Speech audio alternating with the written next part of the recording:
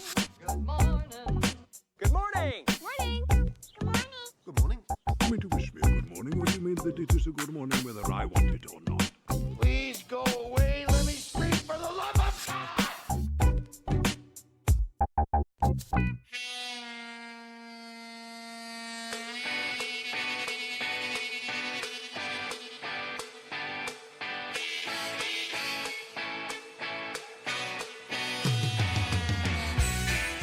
It's another week. How's it going, everyone? And over to Ben. I got the music in me. No. That's just weird. This is, of course, Good Movie Monday, the podcast dedicated to nerdy cinematic ramblings. My name's Glenn Cochran, and the other guy is Ben Helwig. Thank you for joining us for yet another show. As always, we have a great one lined up for you this week. But before we get to that, let's just get that damn social media stuff out of the way because, it does, drag the show down a bit at the start, but it's important. We need you on board, particularly on YouTube where you click that notification bell and get notified. Every single subscription makes a difference to us, and not only there, on Facebook where we drop all of our videos as well. TikTok is a good one, lots of clips there, some of the funnier moments are put there, and there's been a few lately that have been going off, so that's good to see. Don't forget you can drop us a message, you can email us, all the good stuff. Help, I guess, steer the show in a direction, give us something to talk about, and we'll do that, and we'll credit you for it. That'd be good. What else? I think Ben's been busy behind the scenes working on our OnlyFans and Chatterbait accounts, so they'll be active soon. Look out for those. And Let me tell you, my rear hole is looking like a smashed pav. I don't really know what that means, but it's gross. That's how much I care about you. I can't wait until it's active and I can jump into it. It's going to be good. It's active. I just haven't told you about it. I'm tokened up. Also, if you enjoy the music that we play on this show, because we do play music every single week, you can get your fix via Spotify. We have a playlist called Good Movie Monday, The Music. So go and get some. We have some cool stuff coming up on this episode, Ben. We've got our chat with Lewis Mandylor making his second appearance on the show. Does that make him part of our podcast family when they come back for more? Yeah, look, you tell yourself that. Yeah. Hey, well, I know that you're the world's biggest Lewis Mandylor fan.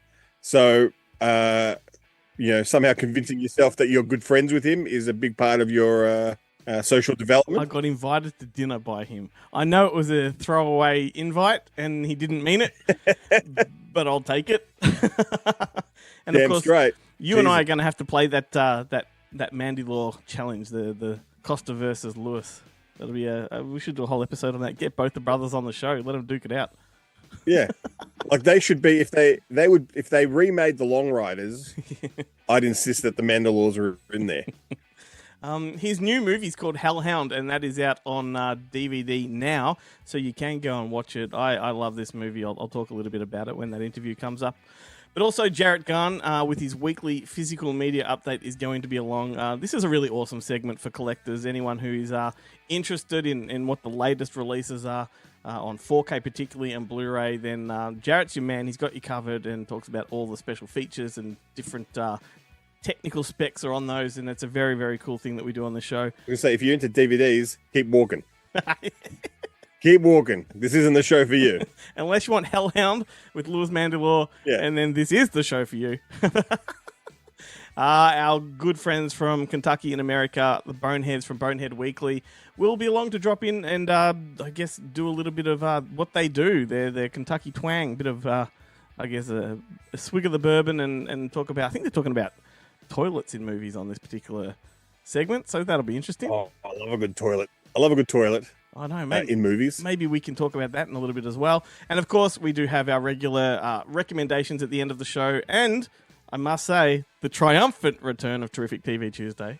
Woo! I know. Get excited. There's one person in this world that's very excited right now. It's not me. It's this guy. That's right. How have things been with you, mate? It's been a week. What's been going on? It's been a bit of a busy week.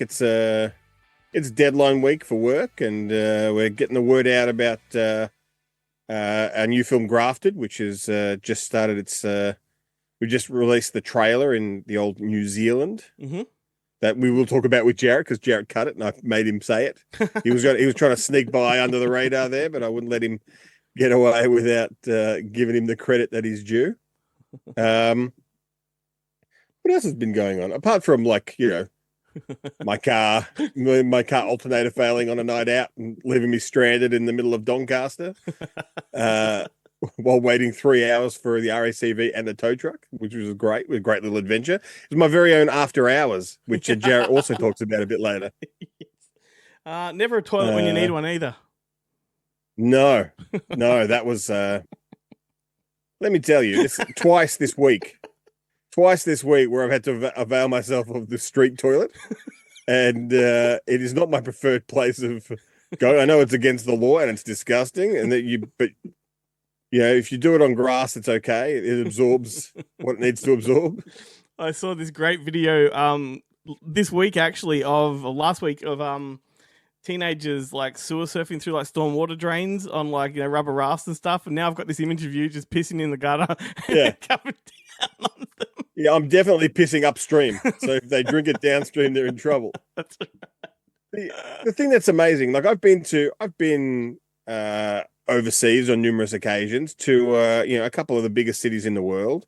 And I will say, what separates Melbourne from those cities is the complete and utter lack of public toilets. And when you get them, half the time they're locked. They're they're destroyed. Yep. It's just yeah. You have to run into a Macca's or something to use the toilet because the council just do not do the job which they are employed to do. It's a disgrace. But it's a disgrace. Shame. Melbourne Council. The car situation explains why we're doing this via Zoom this week. Yes. But that's unable to get to Pakenham. Yeah, that's right. Your lovely home in Pakenham had to stay home. All is good. That's fine. Now I understand it, Glenn. That this week, unfortunately, due to a scheduling conflict, I was not able to join you. But you did go and see a very special new film, Alien Covenant. I've seen a couple of glowing reviews on the internet. Let's back that up. Alien Romulus. Alien Romulus, sorry, not Covenant. That's the second one. Yes. And some damning reviews from people I know and respect. This is interesting because I am by now that this episode drops, a lot of people will have seen it. It's past the opening weekend, so there will be a lot of opinions. I mean, I was surprised that within hours of it being released, there were people I know as well that are out there throwing out their opinions. I'm like, Jesus, you must have got up fucking early to see this, or there were advanced screenings that you all caught. But I'm very interested in their perspectives and what they did and didn't like about this film. Look, I'm gonna go out and say, look, I didn't love the film. I didn't hate the film. I think there's a lot of good stuff in it, and it's a movie that I'm really looking forward to revisiting because I still had a lot of fun. And the one thing that stood out to me the most was how accurately and how well they recaptured the look and the tone and the essence of the original 1979 film. It looks as if we're watching like an extended cut of that almost. So it's more thriller, less action than Aliens? It's thriller horror, I should say. It is very much cut from the cloth of the same the original movie. And even to the point that all of the computer monitors are monochrome and all the buttons are fat and chunky. They have designed it as if they were in the 70s and that's what they perceived the future to look like. So that was awesome. What I didn't like about it, which is industrial sci-fi. Yeah, 100%. And particularly what I said in the review I wrote about it was I think it's a really strong opening act and a really strong final act, and it just flounders in the middle a little bit. And in the middle bit is where it goes very formulaic and a little bit overindulgent. There's a lot of I'm not going to give away spoilers, but the vessel that they're on is infested with face huggers. And I think Fede Alvarez, the director, got a little bit carried away with making them really sort of agile, and that's where the computer effects really come into it. And if he'd stuck to practical, it would have been a lot more effective. But look, overall, a really, really decent film. It does throw in a lot of references to the original. They went through the promo leading up to this for a good 12 months saying this is standalone, it's not connected in any way whatsoever, but it's incredibly connected. It's like it relies on the original. I haven't seen the trailer. I haven't read a synopsis. I have no idea what it's about. Okay. I just assume that is this about, does Noomi Rapace finally have that baby to make her a real woman? Like in no, so this story, Prometheus? look, I don't want to I'm not going to spoil it for you, but just to give you some context and anyone that hasn't seen it, the story takes place between Alien and Aliens, so it's almost like 1.0 or 1.5, I should say. And the story begins on a mining planet that's controlled by the Wyland Corporation. And it's about a girl whose employment or contract has reached its end and she's ready to be released from contract. But they then double down and say, we've extended it for 5 years. You've got 5 more years of hard labor. So feeling, like she hasn't got that in her, she groups with another lot of disgruntled employers and they steal a ship and escape the planet, fleeing the Wayland Corporation. And realizing they haven't got enough oxygen in their tanks, they dock at an abandoned space station, which is infested. So that's infested. Yep. And where it connects, cool. I'm not going to tell you how it connects to the original, but it is a direct connection. But it also references Prometheus in a very strong way. Okay. Yeah. Yeah. Look, I'm definitely intrigued to see. I do want to check it out. And I've been looking for an excuse to go down to there's a new cinema that's opened across the road from the IKEA down my way. That I've been looking for an excuse to go and nice and use. So I will check that out. You know what I did see this week? Yep. Was the new, I didn't realize it was an Aussie film, Life After Fighting, that Annette, a good friend Annette is repping. Right. It's a martial arts movie. Like it's like a really good. Oh, I do know this one. Yes. Yeah, it's like a really good kind of Van Damme type, or maybe not Van Damme, maybe Scott Atkins. But next best thing to Van Damme, or Van Damme in Van Damme's blood sport kickboxer kind of era. Yep. A thing about a Taekwondo instructor who was the world champion, and he retired. He kind of threw, as it comes out through the film, he kind of threw his last fight because he was just over it. He was just like, I just need to, but seemingly all the fans could kind of tell. And now the current world champ, he all the fans don't think he really is the world champ because he hasn't beat this guy. Mm-hmm. And he's like, I'm like, 10 years older than I was when I was in my peak, kind of thing. And, and that's what you think the film is, but that is like almost a C plot. Right. To the story. It's a 2 hour, it's a 2 hour kind of, action spectacular, and it does it's great because you kind of think for the first 3/4 of it the fights are all bloodless. He just beats people up. Mm-hmm. Then in the last third of the film, when things really get full on, the gore turns up. Nice. The violence, the blood, the killing, it's all there. It's what we're there for. Yeah, it's a really interesting film, and the guy who stars in it also directed it. I can't remember his name. Mm-hmm. It's not Ben, but he's Bren something or another, who I've never heard of. I don't know who he is, but he must be like some kind of a world champion. He's built like a brick shithouse, and he's great. Yep. But very, very enjoyable film. I'm sure it'll be coming out here locally pretty soon. I don't have the details in front of me, unfortunately. Maybe I'll look them up during the break. Is it a digital only, or is it getting physical release? That's a good question. I can look it up. Because I'm intrigued, and I saw this passing through my email. Actually, didn't heed much attention, but I probably need to go back and have a look at that. If it was, I reckon you would fucking love it. You know what? If it was digital only, that's probably why I didn't give it a second glance, just because of the way, as you know, the way my work works, it revolves around physical media releases. So just being busy, and that's probably why. But I'm definitely keen. It is, yeah. It is coming out from October 21st, from August 21st, I should say, on rent or buy digital on SVOD platforms, including Amazon, Apple, Foxtel, Google Play, YouTube, and Fetch. That explains that, but I'm definitely keen. I think it's 125 minutes. Yeah, Bren Foster is the guy's name, the lead. with Cassie Howarth is the kind of love interest character from Home and Away Cool. and stuff like that. It is definitely, if you like that kind of old school 80s martial arts, then a martial arts movie, you will love this. And once again, I love when the main character is basically Mr. T. Like everything, he's doing it for the kids. Yeah. He's always working at the community center. He's doing it for the kids. Yeah, it's great. And that's what this film is. But then it does go super dark. You do not expect it to go as dark as it does, which is great, which makes it even more watchable. Yeah, I'm definitely pissing upstream. Mate, you are such an ingrained part of this show that you really don't need an introduction every week, so there isn't one. Excellent. That's just the way I like it. We can cut straight to the chase.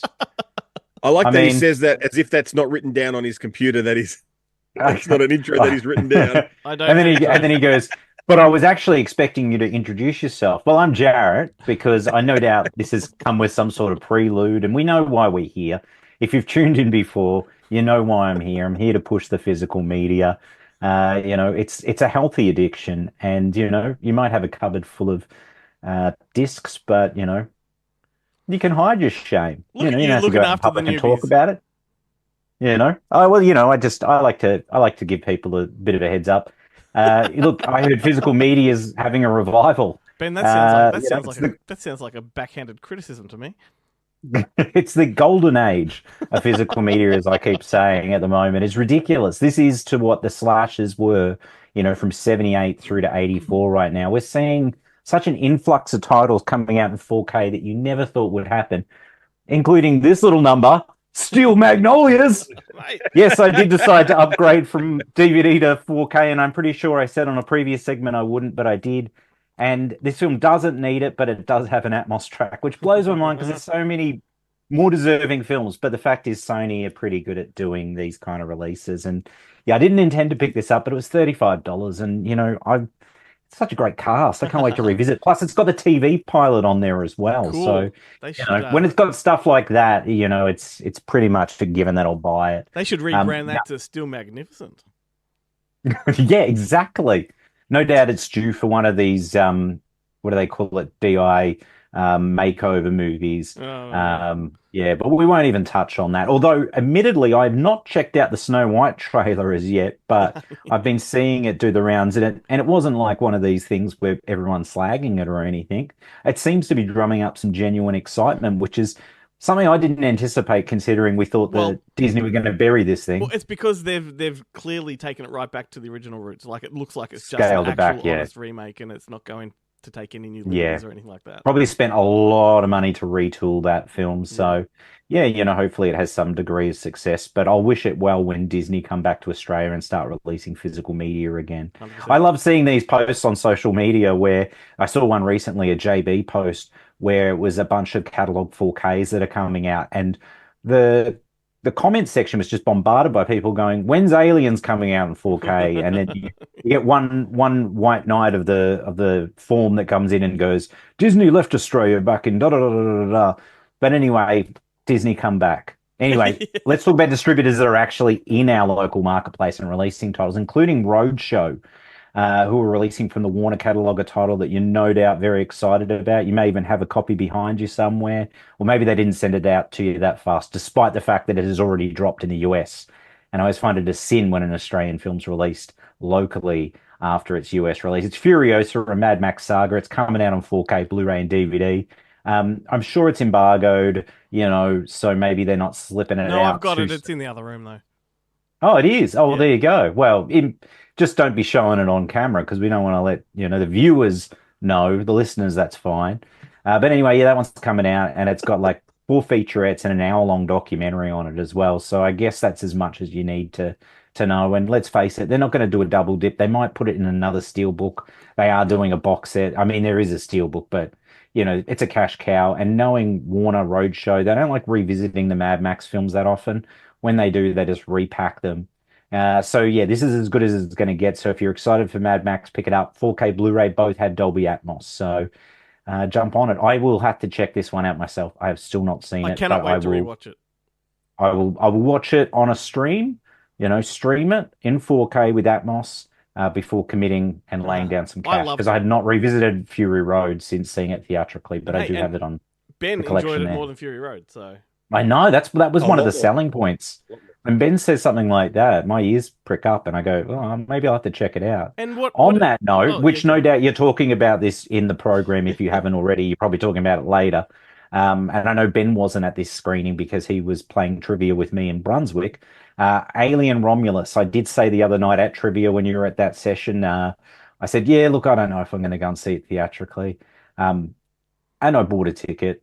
I'm going to go see it theatrically because, and I didn't. And that was before I read any good things about it. I just went like a sucker, like a moth to the flame. I'll be back to see another Alien film. Admittedly, it was Fede Alvarez that got me over the line. But yeah, I'm excited to go check that out. So I don't want to spoil your discussion of that. Getting back to this week's releases, because I do like to digress. The Exorcism is coming out from Roadshow. Now, this is obviously through Rialto, but Roadshow doing the distro. But we're getting double rusty this week because we're not only getting The Exorcism on Blu-ray and DVD, we're also getting Land of Bad. However, I think that one's only getting a DVD, which is probably not surprising. I feel like that movie has gone to streaming ahead of its physical release. I think feel like I've so. seen it in And streaming. surprisingly, I've seen some pretty positive reviews and reactions to it. So Oh, okay. I'm kind of keen Okay. for it. It looks a little bit better than average. Yeah, well, it's got to be better than that last one that he did. That was the Stan one. That was horrible. Was that the last one? I don't know. He's slipping him in And left, it's got right, and that, center at the poker one? moment. Which one? The Poker poker Face? one with his yeah. it was He it was one directed with his that friends. Yeah, Yeah. well, he should Well, actually, no. It's steer clear of. he salvaged that one because apparently the previous director walked off or something like that, and he had to come in and bring it back. But he also they dropped the trailer for Craven the Hunter trailer 2, and he's in that as well. I'm actually looking forward to that one. I'm not familiar with the source material, but purely because of the director, because it's J.D. Chander, isn't Yeah, it? That that's did right. like All Is Lost and Yeah. Margin Call and all those incredible films. Like he's a really great director. So, I'm glad that he's got to make a bunch of films before he potentially makes a Sony Marvel movie, which doesn't really have a great track record. I mean, they've got the Spider-Man movies, which are good, but then they've also got the Venom movies, which I have a sick pleasure enjoying, and I can't wait to see the third one. But they also did Madam Web, which is now on Amazon Prime, and it's in my queue. But I don't know how rainy a day it'll be before I get to it. But I must watch it. I must watch it. I think I made it through about 5 minutes. I tried to give it a go, and just the dialogue and stuff, just of Dakota Johnson at the beginning. I was like, I didn't even get up to Sydney Sweeney or Dora the Explorer. Right, Like yeah. just the bit at the beginning Yeah. when she's doing paramedic stuff, and you're like, this is a fuck. Are they I love- fucking kidding? I love Sydney Well, yeah, Sweeney's. that's ridiculous. Her reaction to all the negativity in the press has been like, Oh. "I'm just an actress. Like it's just a job." Yeah, exactly. Yeah. Don't shoot me. Go see Immaculate instead. We thought it would be Uh, good. I But thought I look, could I'll- salvage it by getting my tits out, but they wouldn't let me. I will get there one day, but maybe not this week. That's Then Mad on Mad Men. Dark Web. Mad Men have a documentary coming out on Blu-ray and DVD. I probably wouldn't mention it normally, but the fact that they're going to the effort of releasing on Blu-ray is pretty good. It's a documentary on the Collingwood Football Club titled Take the Steps. So yeah, that's on Blu-ray and DVD for all you Collingwood football fans, the 2023 premieres. Well, Melzy will be buying that one. Oh, well, there you go. Perfect. And when you say we'll be buying that one, you'll be requesting a sample copy for her. Then also from Mad Men, this is one that I haven't seen that I do want to check out. New Zealand film that released theatrically a couple months ago, The Convert, with Guy Pearce, Good. period set. Yeah, good. it looks fantastic. It's actually got Jared Turner in it as well, who's in a new film that yet another monster company will be releasing in New Zealand on September 12th, Grafted, and the trailer's out for that one. So check it out. Australian release date coming down the track. More news It's, on that later. But anyway, Jared Turner's in that one. It's Lee Tamahori as Who well. could, Oh, of course, yeah, from the Yeah, director of right. Once Were Warriors and Yep. Mulholland The Falls, Edge, was it? The Edge, yep. And The Edge, yes, I do really like The Die Edge. Another Yeah, that was Day, cool. yeah. He's done heaps. I'd like The Edge to make Who, it a Blu-ray, but it's part of the Fox catalog. It'll never happen. Who cut that trailer for Grafted, Jarrett? Oh, was this guy? I did the trailer. Trailer. I've got to check in on TikTok because I posted it on all the, different monster, socials and whatnot. Forgot about TikTok. Remembered about TikTok at about 5 a.m. this morning and put it out there. And, our TikTok's hit and miss with the whole 3 subscribers we have. Admittedly, we get quite a few views on the videos. Just they don't feel inclined to want to subscribe. But I'm curious to check out how that one's tracking. I did notice the monster TikTok liked our account the other day. Oh, yes, of course. Yeah, that was me. I probably at about 5 a.m. in the morning. I think I clicked on something. I still don't know how it really works. And I clicked on something. I was like, oh, yeah, cool, follow. That makes a lot of sense because normally I have to look it up. A little bit of cross promotion. So go to our TikTok and look up a video of myself and Chloe, and it titled on the screen on the thumbnail, it says "It Just Gets Worse." It'll do your head in. It's hilarious, and it'll frustrate the fuck out of everybody that watches it. It's great. Excellent. She's not going to rag on the Goonies again, is she? Oh, no. Oh, good. it just gets worse and worse as it goes, and I'll let you all discover what that means. Excellent. Oh, funnily enough, this is going quite old school.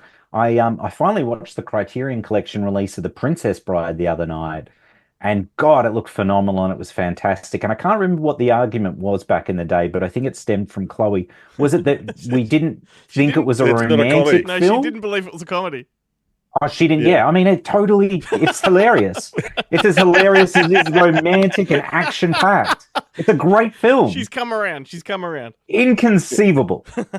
So yes. Anyway, Princess Bride looks fantastic. I've been hammering. We resolved it. I'm going to come back to it all the years down the track. Your fault for bringing her up. I did watch After Hours, also the Criterion 4K of that. And God, that looks stunning. And that film always plays incredibly well and sends me into like an anxious kind of mode of just like, yeah. Anyway, great. Admittedly not coming out this week on local home entertainment, but some 4K catalog titles, the ones I mentioned that JB posted about, we're getting a mother load of them. So many, in fact, that I didn't even realize that this one was getting released locally. And I just imported this snazzy, amazing box set. The cost, I ended up getting it for about $55, which is quite good because it's got a lot of useless bits and pieces in there. Lobby cards. I don't think it's even got any essays or anything like that. I think it's just literally posters that I'll never have. Lobby cards I'll look at once. And some sort of replica of one of the gold bars. Anyway, that one's coming out this week, but just as a standard 4K locally. Though I think all the special features are on the 4K anyway, so maybe I'll wait for this one to collect the value on eBay. You've got all those lovely walls behind you. Got all those lovely beige walls behind. No, it's not beige. I don't know what color. Oh, yeah, wait. I mean, but that is the door where I have to come in and out. But yeah, you can't see the rest of the room quite at this point in time. But yeah, so apart from Italian Job, we also have Run Lola Run, which is very cool because this title was released in a box set in the US of 4K films from like Sony Classics, and that box set runs at like $300+. And this was one of the few films in that box set I wanted, along with SLC Punk. Don't think we'll see SLC Punk coming out locally, but Run Lola Run coming out locally. Once Upon a Time in the West coming out in 4K. Chinatown, and then this one just kind of came left of field. Underworld 5-film collection is coming out, and this is one people are genuinely very excited about, which is amazing considering I don't think there's been one good film in that franchise. No. And this is 5 of them together. So, go figure. But it is cheap though. I think it's like about $100, which is quite cheap because the US one was running at a lot more. So yeah, anyway, that's that. For those that don't know, like a company called All Interactive Distribution took over the Sony stuff. They're doing a new push on first to 4K at the moment. Like they've got heaps more down the line. It's going to be awesome. There's some great stuff in the pipeline. Like October's looking like a absolute banger of a month. The one I'm most excited about, though, admittedly not from All Interactive Distribution, but hopefully Roadshow are going to get it out similar time to the States and the UK, is Nightmare on Elm Street. Because that's coming out in the UK September 29. So I'm hoping Roadshow is going to release it in October locally. Though that said, I have already ordered it online because there's a beautiful box set coming out in the US with a bunch of useless shit I don't need, like lobby cards and posters. But it does have a steelbook that has the original key theatrical art, which is the most important thing. But lastly, gentlemen, I wanted to tell you about a little focus film.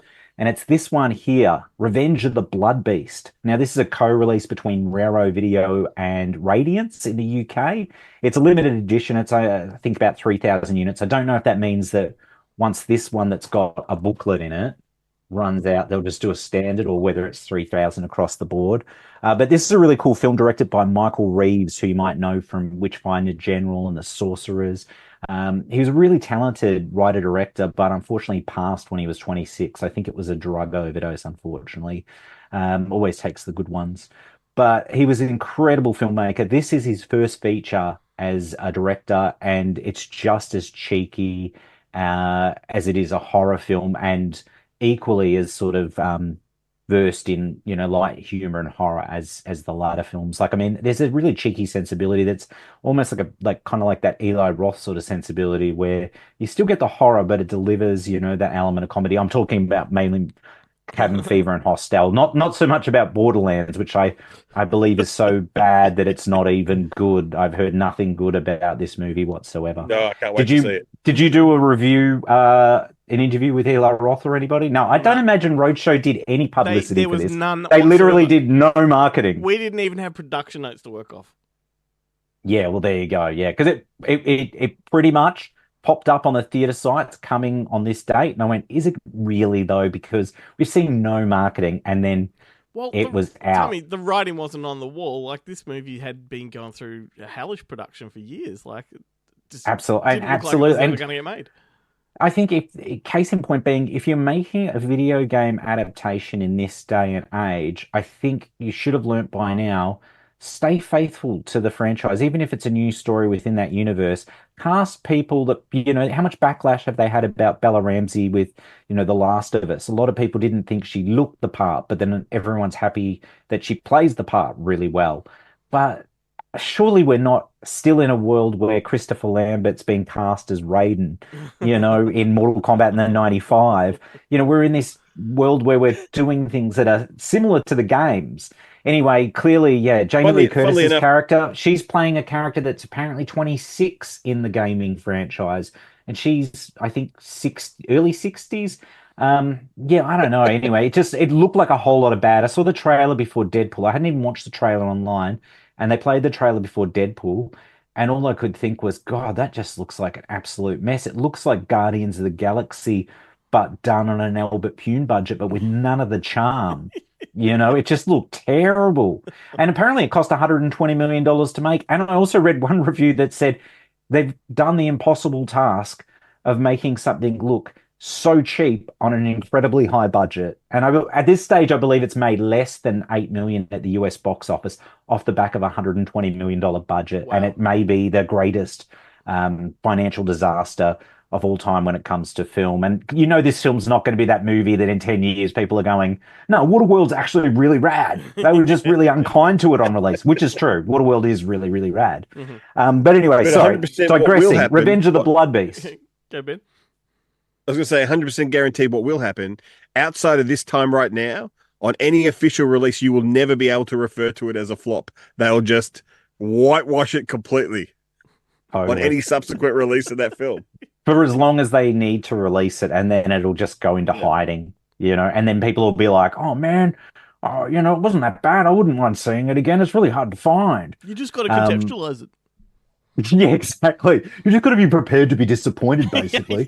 All I can say is that Eli Roth is definitely going to be doing Thanksgiving 2 a lot sooner than later, because I don't know if they're going to let him do. I mean, anytime he strays away from the genre, like with that house with the clocks in the wall, and Yeah, but that was and decent. they, I don't know. I did not. I mean, maybe it's the curse of working with Kate Blanchett, but admittedly, she's very good in this film. She's about the saving grace, I've heard, which to me sounds my favorite film last year was Tar. She played the lead. She was phenomenal in it, but she's not an actress that sells a movie for me. So when someone says the best thing about the movie is Kate Blanchett, then I'm not rushing to get a ticket or even stream it. But anyway, Revenge of the Blood Beast, aka the She Beast.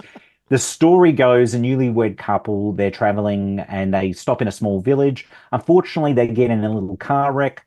The wife dies, or believed to to have died, but she's actually possessed by an ancient witch that was drowned in a small village some centuries ago. And that wife is played by Barbara Steele, who you might know from a lot of Mario Bava films. This film is fucking great. Like, this is a film that I went in with that Borderlands sort of thing. I was prepared to be disappointed. I knew it was his first feature. I'd never read too much about it. And so I was just kind of like, okay, well, we'll see, where he started.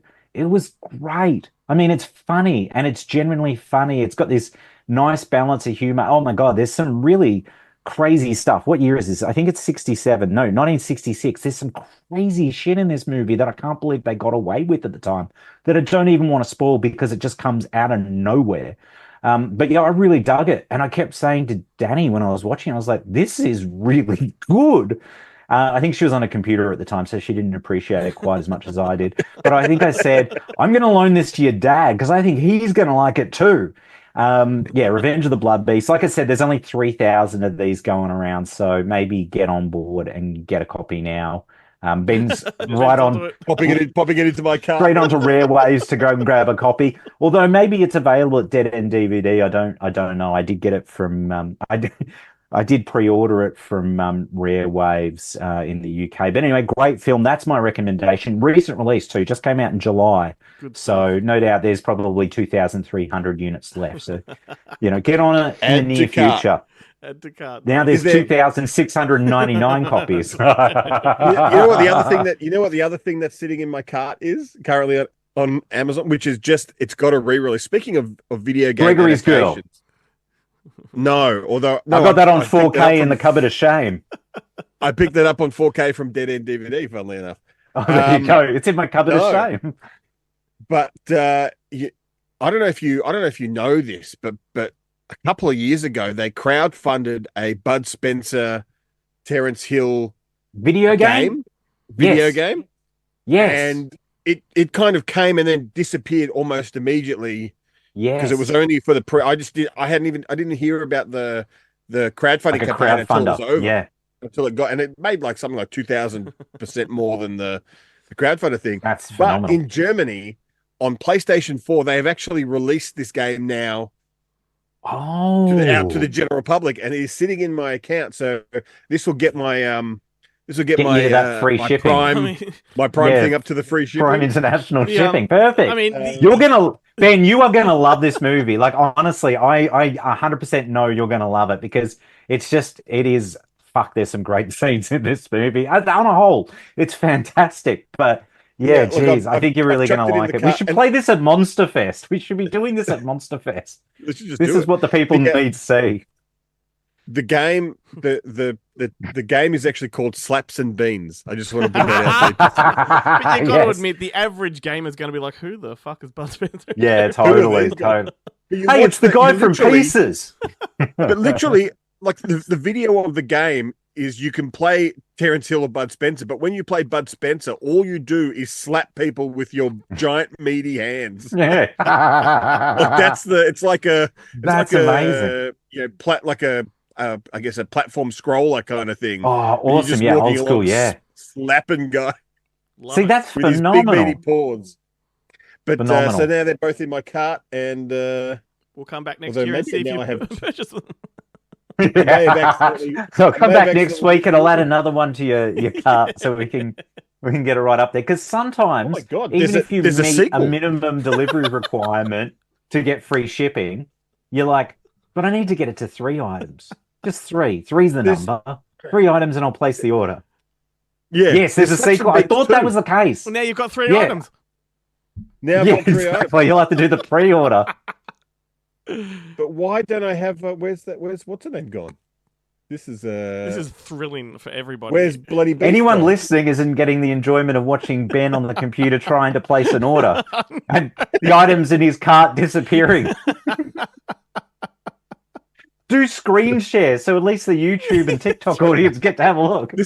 It's like after the debacle of breakdancing at the Olympics this year, I think in Los Angeles they're going to introduce old person tries to buy something off the internet as a coincidentally looks exactly the same. Yes, yeah. Oh, God, that's brilliant. All right, gentlemen. Well, that's it for me for this week. So until next time, stay physical. Stay physical. It's Terrific TV Tuesday, the only Tuesday TV segment that drops on a Monday. All right, after a 3-week hiatus, Glenn, the time is now. And but it's been so long that I actually don't remember what the opening jingle is.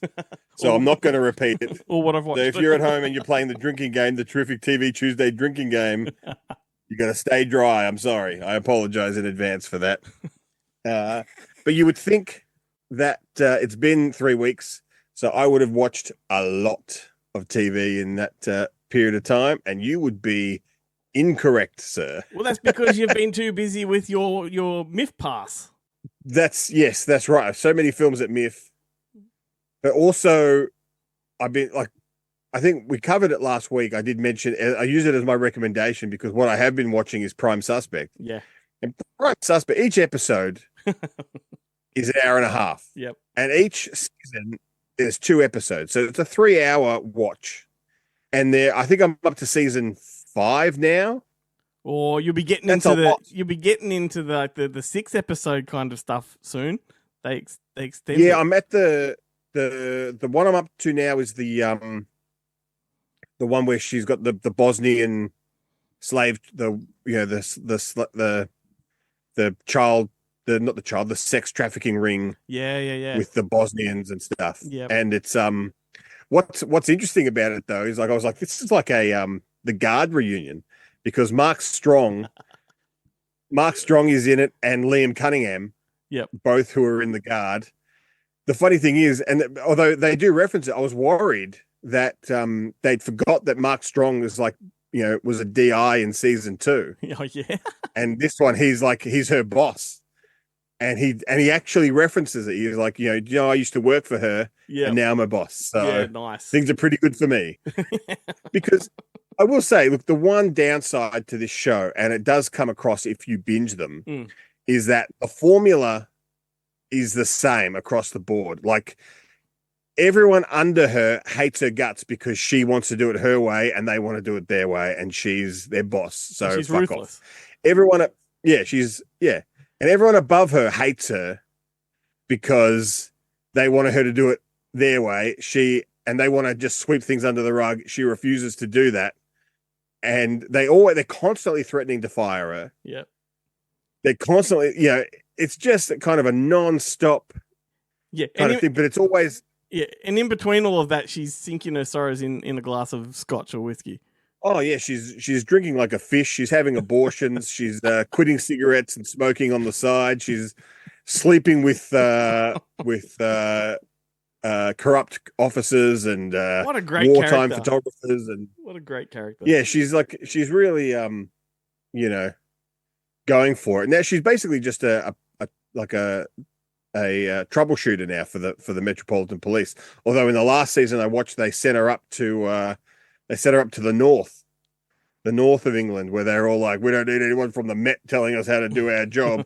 Of course, they've never had anything like that, Wow. It was great, but it is such a ridiculously watchable 100%. show. It doesn't feel like they go for an hour and a half. Yeah, it feels like they're a good 40-minute crime show that you see now all over the place. When in fact it's literally double that. Yep. And it was one of the first to do it, before cable really was a thing, and streaming. It was a network kind of show that was event viewing. I do like that the way it works is they pick, like, so obviously Linda LaPlante has gone, okay, in the first one we're going to do violence towards women. Mm-hmm. In the second one it's going to be prison violence. Mm-hmm. In the third one it's going to be violence in the LGBT community. Yep. The fourth one, it's going to be racial violence. Yep. They pick all the hot zones. Yep. And half the time the reason they give it to her is because the higher ups know that whoever is going to take it on is going to it's going to fuck their career. So they're always happy to throw her under the bus. Oh, good stuff. And then she disappoints them by double dose of Prime Suspect for everybody listening. That's 2 segments of Terrific TV show. Tuesday in a row. But I also, you know what I also watched? I watched your favorite Donald Trump impersonator, Shane Gillis. Shane Gillis on his sitcom. It's not. He's actually. I can't really tell. I only watched the pilot episode, but in the pilot episode, he is not really the lead. No. But it's a weird show. He's like the. It's called Tires. Mm-hmm. Tires is spelt incorrectly because they're American and don't know any better. It's not phonetic. We need it to be phonetic because otherwise we're Americans. We don't understand it. So interesting you bring this one up because I did reference it several weeks ago and I could not get into it the way I had hoped to. So I'm interested to see what your take was. Yeah, look, and I can honestly see why. It is hilarious because it is so politically incorrect. Yeah.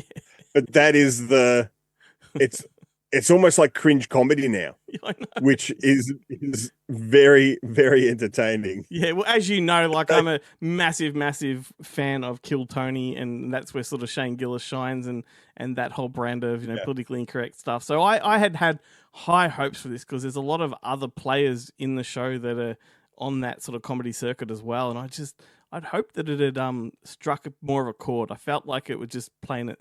Even though it was edgy, I thought it played it safe in terms of storyline and things like that. It was just apolitical, which maybe that's a better way to put it. But it is very much a sitcom type show, like like an Office, but not with the documentary style or anything like that. But in that, it is a very much a sitcom. Yeah, I forgot, and it is. Yeah, go on. It is like it is. It's definitely women are going to have issues with it. The gay and lesbian community are going to have issues with it. Lefties are going to have issues with it. Righties are probably going to have issues with it. 100%. It's a show for no one. Thus, it's a show for everyone. Exactly. That needed to be their promo. Yeah, which is what makes it great. And Shane Gillis, that guy has a twinkle in his eye the whole show because the show is set in a tire store. And the boss's idiot son has been left to manage this branch. Yep. And he's the total fuck up. Yep. And Shane Gillis plays his cousin, one of the employees at the tire store, who clearly knows that he's got the job. He's a nepo baby, and he's okay with that. And he just doesn't give a shit. He's like, "What are you gonna do? Fire me? I'm your fucking cousin. You can't." You know what? So we're talking this up now, and like I'm enjoying it more retrospectively than the show. Yeah, but they've got their two. What is it? What do they call them? They've got their two. There's the two Italian. Yeah. The two Italians who are there. Andrew Schultz is one of them with the slick back hair. One of them. Yeah. Who's great. He's also a stand-up comedian. He's great. Yep.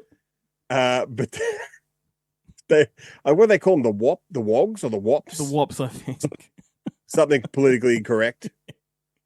And they just randomly pop in. They don't work at the shop. No. I don't really know why they pop in, but the whole premise of the first episode is that he's accidentally over-ordered. He's ordered 500 times the amount of tires that they need. That's right. And he can't really send them back because of the penalty will be even more than he spent on the tires. The penalty for returning them is too great. So he really wants to come up with a way to help sell the tires. And he decides the way to do that is by making the tire store friendly for women. So women can feel comfortable and confident coming into the tire shop to get their tires replaced or get new tires and stuff. And of course, he's working with the most misogynist bunch of employees who literally hit on every woman that comes in the most grotesque way. And Shane Gillis is one of them. But he also organizes for a local reporter to come by and write a puff piece on the thing. And of course, he tries to make a good impression and it backfires spectacularly. Man, I have to go back spectacularly. Give it a second chance. And yeah, it is. I'm curious to see where it goes. Yeah. But it is definitely I think it's a show that will kind of catch you by surprise. Yep. Too. I think it's one of those things that you kind of watch it and you feel, I don't know if this is really that funny. Yeah. And then you start paying attention to other things, and then something will happen. And you'd be like, what? Well, what? We've kind of proven that in this conversation because the more we talk about it, the more I'm laughing about it. And And I do feel that people Yeah. that don't know these personalities like Shane Gillis and co probably will stumble upon this and go, "Hey, who are these guys?" And then the rabbit hole journey begins. Good stuff. I mean, Shane Gillis, like without pound for pound, Shane Gillis does the best Trump impersonation. On the planet, I reckon. Like Alec Baldwin was pretty good in the early days. Yeah. But Shane Gillis is much better. He debuted that a few weeks ago on Kill Tony, the podcast I was talking about. Go check it out, video form. And I believe next week or the week after, they do the podcast live from Madison Square Gardens, where he does it again. Glorious. And good stuff. My favorite thing about Shane Gillis is back when there was the whole Bud Light controversy, when they had the whole Dylan Mulvaney meltdown and the conservative world went ballistic. Shane Gillis, who, he's kind of I guess he's a fence sitter. He's right in the middle of politics. He's apolitical, like you said. He swooped in on that. He's like, I don't give a fuck. Bud Light's delicious. I drink it all the time. And he became their ambassador and made fucking millions of dollars from it. Yeah, right. I mean, I find that whole thing was so fucking ridiculous because at the end of the day, like, I don't give a fuck if I like Frosty Fruits, I don't give a fuck if Tony the Tiger is on the fucking box or not. The overreaction too, like, regardless of like where you sit on the issue of all of that, it was one can, like one promotional can that they produced. It wasn't like they changed all of the cans in the world. Yeah, it's ridiculous. So why can't? Yeah. Well, good. Okay, what have you been checking out? I'm glad you chose that, because I'm going to go back to it. But I decided just to go back and start from the beginning and do Northern Exposure again, right? Because I love Northern Exposure. But what it got me thinking as I'm watching it is I actually think I prefer it over Twin Peaks, because they're kind of always been like very similar. One sort of the thriller kind of genre component, but they're both small town America, both shot in the same part of the world, both got a lot of small town simpletons and all that kind of stuff. And the more I watch Northern Exposure, the more I'm thinking this is a much better show than Twin Peaks. I'm wondering what you think. I think the main difference between the two shows is that David Lynch is all about the kind of seedy underbelly of small town America. Yep. And whereas Northern Exposure is on the surface.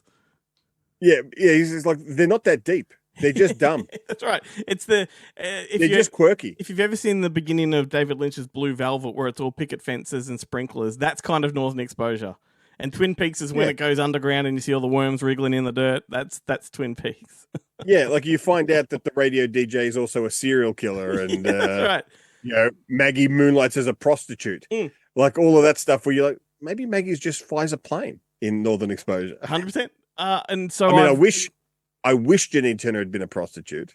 Well, I went back and sort of did a bit of a Google search on what what these players are up to these days. And Janine Turner has not aged gracefully. She's succumbed to the knife on many occasions by the looks of it. And I don't think her hair's even real, but she was fantastic back in Northern Exposure. Everything about this show I love. And granted, I'm only on the first season of my rewatch, and I recall it getting particularly good around season 4. But geez, it's good stuff. And because they replaced Rob Morrow after a while, didn't they? He leaves. Yeah, I don't know. Only in the last season, halfway through the last season, he left because he was in a contract dispute. He wanted more money that they weren't willing to give, and they couldn't negotiate it, so they just ended up working around him and they didn't even, I don't think they removed him from the show. They just sort of, he was in the background. Like, his character was always sort of spoken about, but just never seen. I just love that of these TV stars who get that kind of, like to a certain degree, you kind of think like they do deserve more money, but I guess it's a matter of degrees. But then they go on and their careers basically end, like David Caruso. Well, I mean, how long after NYPD Blue did it take for him to get? Yeah. Because he tried to do movies and none of them worked. And then finally he gets CSI Miami and that works for a while. And then he cunts himself out of that. Yeah. Well, it kind of worked in reverse for Rob Morrow on Northern Exposure, because it began with him as a central character. And by the time you got to season 3, it became an ensemble piece and everybody was integral to the story. It became like a Friends kind of show where everyone kind of deserves the same pay packet. And he certainly didn't stand out for any kind of special treatment. Well, that's the whole the central conceit of that show is that in the first season it was a fish out of water story. Yep. Like he's a big city doctor who's come to this weird small town where all sorts of weird stuff populated by weird people and weird things, and he has to deal with it. And he's us. By season 4, he's no longer a fish out of water. Yeah, that's right. By season 2, really, he can't be shocked by the weird things that are going on. He's now kind of part of it, So they what do? Either you make it an ensemble or you keep introducing new characters that are going to equally think it's weird. Yep. And I did read as well, they are contemplating doing a legacy series. They've been trying to get it off the ground for the last 5 years of all. 5 years I think is enough time to realize it's probably not going to happen if it hasn't happened now, but I'd be interested to see Just reboot it. No legacy. Reboot it. Reboot it, yeah. I mean, I'd be down for that. Or just... Because you're 100% right. Janine Turner could not... I don't want to see Janine Turner now. Well, as also, Maggie. the way she looks now, right? So she's clearly had a lot of plastic surgery. If she was still living in that small town, in Sicily, Alaska, there's no way she would look this way. Like what's that? There's that show on Netflix which is kind of a similar thing, but much more of a Hallmark version that with Martin Henderson. Yeah, that's actually really good. That's quite a good show. And you look at Annette O'Toole in that show. That's right. Annette O'Toole looks like a genuine, realistic person. That's right. You look at she can play a real person. What is the goddamn name of that show? I've watched a lot of it. I've watched a lot of it with my wife, and I can't remember the name of it for the life of me. It's like Sweetwater or Mystic River or something river. Yeah. Ooh. Anyway, we'll confirm that later in the show when we've had time to Google. Yeah.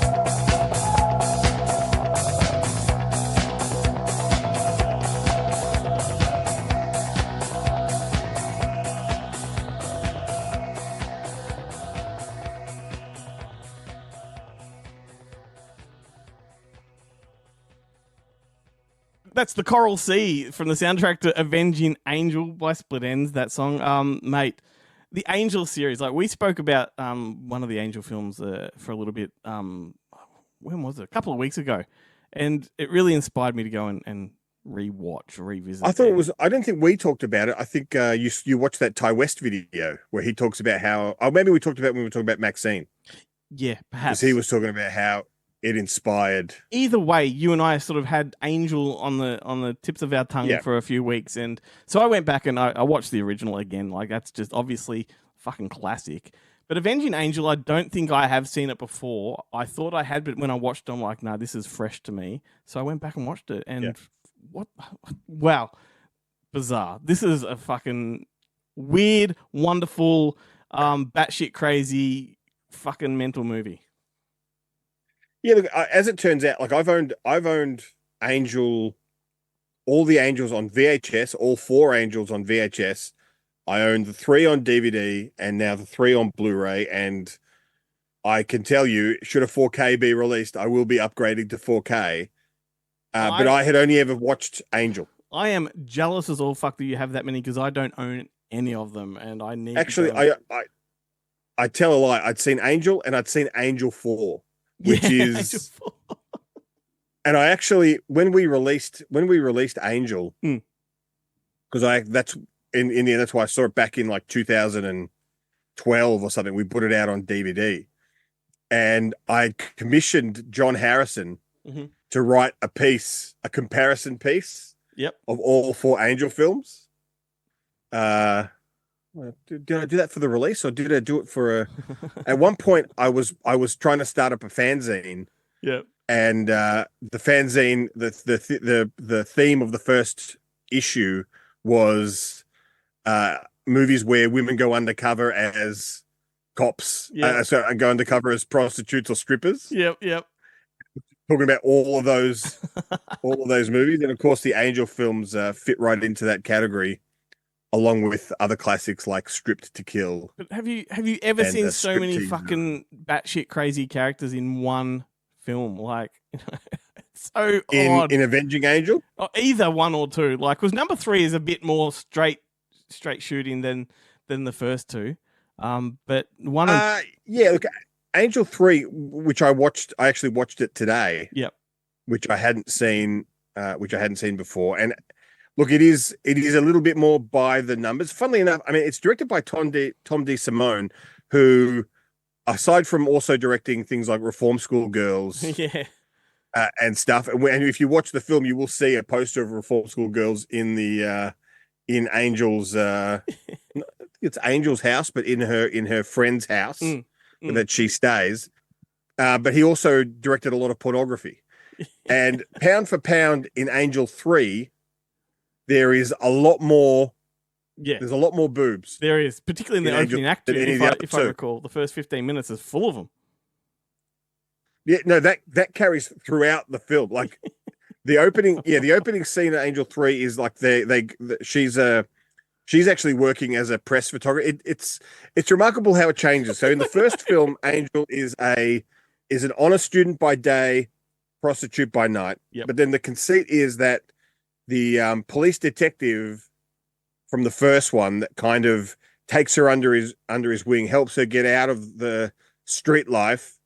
And she's going in the second one. She's going to law school. Yeah, that's right. And she's doing really well in law school. Then by the third one, she's become a photographer. Yeah, that's right. And she's a freelancer working for like newspapers and stuff like that. Then by the fourth one, she's still a photographer, but she does photos for bands and stuff. But she's always got an excuse to go back to the streets in a miniskirt and fucking fishnets. Yeah, because they won't talk to real people. They'll only talk to other people from the streets. Oh my god! It's number 2 is so crazy. I do love like they've got recurring characters, coming back, particularly like Suzanne Tyrell, who is probably angrier than ever in part 2. I don't know why she's so fucking angry, and she's got this baby in her care. That, the only reason the baby's there is so they can throw it off a balcony at the end. At the end, yeah. It's an amazing plot device, that baby. Yeah. Well, the thing that's so weird though is that so in the first one, Susan Tyrrell is in the first one, and she's like Angel's landlord. Yep. Angel kind of, she for school she gives off the facade that she's living. Her father has run out on them, and she's living with her mother who's ill. So the reason she can't do any extracurricular activities or anything is because she's got to get straight home to look after her mum, when in fact she's heading straight home to go work as a prostitute to pay her bills and her tuition. Yeah.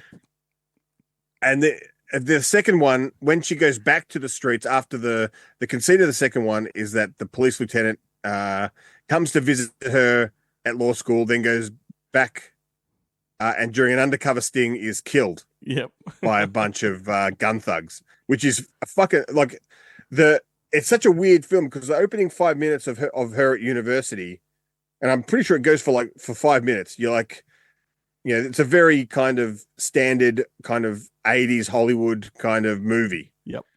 Then the next 5 minutes is possibly the coolest opening to a film of all time. The soundtrack is fucking amazing. It's like literally follows a bunch of thugs who break into a police officer's house while she is showering, and she has it's the Karen something or another. She has just got this. It's the most gratuitous nude scene I think I've ever seen in a film, but it is strictly amazing. She's working undercover, so she gets out. She's in the shower for a good. It intercuts between the lieutenant driving on the streets of Hollywood, going past all the weirdos and the freaks, a la the big opening scene of Pretty Woman, cutting in between her and the shower, just soaping her breasts repeatedly. Like those breasts are sparkling by the end of that scene. It is like really awesome synth soundtrack.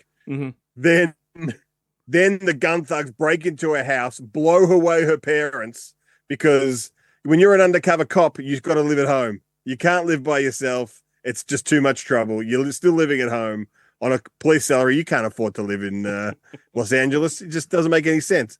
They blow away her senior citizen parents, and then they take her down, and then as they're running away, that's when the lieutenant turns up and they blow him away as well.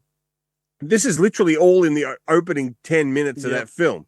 So then Angel comes back to try and solve his murder, and she reconnects with Solly and with that's right. Kid Carson and all her old street buddies. Not before breaking him out of a mental asylum. Well, yeah, of course, yeah. How can I forget? In a mortuary van, a pet cemetery van, they with the world's most comedy relief night guard watchman. Oh, and Susan Tyrrell's like creeping through the corridors, like like the blood run free, creep. Matrix. It's an amazing sequence. The whole movie, and it ends like that whole end sequence you're talking about, the baby. Yeah, that's in the hotel at the end of. That's the same hotel that they use at the end of Vertigo and everything. Amazing. Like that's that famous. Yeah. Hollywood all movies use. But in the third one, she reconnects. Basically, she's abandoned. In the first film, she's completely abandoned. Both her parents run out. Her father leaves. Yeah. Then 3 years later, her mother just decamps and leaves her on her own. So in the third film, she reconnects with her mother, and her mother is like, "I left you with Solly because I knew she'd be a better mother than I would ever be."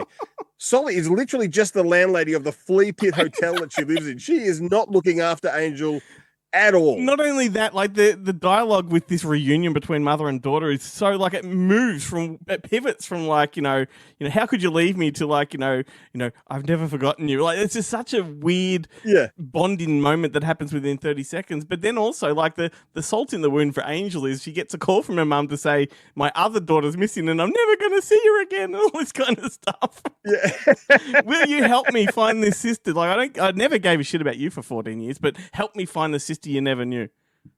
Fucking hell. Just outrageous. I was reading that one of the reviewers, I think it was the Village Voice, described the entire series, or at least the first three, as a sort of Godfather trilogy of teen prostitution. That's a perfect description. Yeah, I will say that the funny thing is that I'm pretty sure, and it's been a while since I've seen Angel, the tits do flow through these films, but the one person who never gets their tits out is Angel. Correct. None of the Angel iterations. Betsy Russell who was prior to this had already done Tomboy and Private School, so it was already no stranger to nudity. Mitzi Capshaw, who I don't know, was the star of Silk Stalkings. That's what I always knew her from. Does not take her clothes off. It wouldn't be the fact appropriate. that she actually goes to work as a porn star. It wouldn't be appropriate for Angel to get even when she goes back undercover on the street, she doesn't really pull any tricks. She just wears. And I think too, like, maybe go on. One of my favorite pornos of all time is this. It's not even a porno. It was a scene from E Fucked where this guy Mark Quasar was shooting a film, and it was called it was all about teen, innocent teens number 7 or something like that. And the girl who showed up was, looked like she was 18, just 18. But when she took her clothes off, she had a devil's tattoo around her vagina. So her vagina was like the mouth of this devil. Oh, and it just cuts to him on the phone to her agent going, the whole plot of the movie is that there's a young innocent girl. I can't cast this girl and in Angel 3, she decides to go undercover in this porn ring, and she's standing there while her kind of male friend sets it up for her, and she goes, "Oh yeah, no, totally. She's very attractive, girl next door type." But instead of turning up there as a girl next door, she turns up as Angel in her, tight spandex dress and big hair and blue eyeshadow and all that sort of stuff. And even the guy is just like, "Oh, you said you were like a girl next door. Like, what the hell is this?" Oh my god! I love that we've This is all just coming off a song that we played on the show. Yeah, that's such a good series. I think that the opening song, whatever it is in Angel, I fucking loved it. You know what? The other scene I liked in Avenging Angel was when and it's what's his name is in it too. Who I'm always surprised when I see him in anything outside of a John Carpenter movie. Yeah, but not Frank Doubleday or something. Yeah, it's that. Yeah, Frank Doubleday. The scene where Frank Doubleday and his father go to Solly's place to sort out what the hell's going on with Angel and Solly, and the two cross-dressers are looking after the baby. They left the baby with these two cross-dressers, and they just think that they're women, and I think it's going to be an easy job to outmuscle them. But then the two cross-dressers literally for about 2 minutes in the fight beat the shit out of them. Turn into bloke mode. Just all of a sudden they're just like punching and kicking and like throwing these guys around the room, throwing their heads through glass panes. And that's kind of a throwback to the first one with the finale there as well. Yeah. It's just such an amazing sequence. Before we push the show on, I've got to say my favorite thing of all from Avenging Angel is the character of Johnny Glitter. Every time he exits or enters, he fluffs the glitter in the air. It's like it's a really serious moment. They're coming out of a building and he has to shush the fucking glitter into the air. Yeah. It's like hilarious. I just love it. Everything about it, it's weird. And the funny thing is, I was listening to the interview with the writer-director on the Avenging Angel extras, and he said like through the whole thing, it was supposed to be Donna Wilkes was supposed to be the star of Avenging Angels, and Avenging Angel, and they were literally. He was talking to her on the phone, talking about the role, the whole thing, but she wanted more money. Yeah, and in the end, they just ended up casting Betsy Russell without telling Robert Vincent O'Neill. To be a lead actress in the sequel, it's not unreasonable to ask for a bit more money. No, and as he says, he goes, it went theatrical for 13 weeks. It was a hit. Yeah. So totally justifiable for Donna Wilkes to want more money. But I do love that they bring back the detective or whatever, the cop in part 2, but they recast him in a completely different kind of look. Like the guy's younger, he's handsome. It's like, why, at least if you're going to change the actor, not make him resemble the character from the first one? Because for the viewer, it takes a little bit of connecting the dots to go, oh, hang on, that's the guy from the first one. Yeah. I guess this would have been almost before VHS. Yeah. So it would have been a couple of years between having seen the original Angel, unless it played on like late night TV or something. So maybe they thought people just aren't going to know. Yeah, they pulled a Phantasm 2 and just expected people to go with it. Yeah, and I totally did. Yeah, same. I was like, I completely understood. I knew going into it that every Angel film has a different. So it's Donna Wilkes, Betsy Russell, Mitzi Capture, and Darlene Flugel, I think, in Angel 4. Oh my goodness! No one ever returns. No, except for Kit Carson and who's Kit Castle? What's that guy's name? We have Yo-Yo Charlie comes back for part 2 as well. Rory Calhoun. Yeah. Rory Calhoun and Susan Tyrell. Yep. Come back. Tell you what, this entire just conversation based off that song on the show has taken up the entire block. We're supposed to have an interview, so it's going to be a long episode, everyone. Strap in, but we must push on. Hellhounds, let's talk about that. This is the new Louis Mandylor film that we're talking about at the start of the show.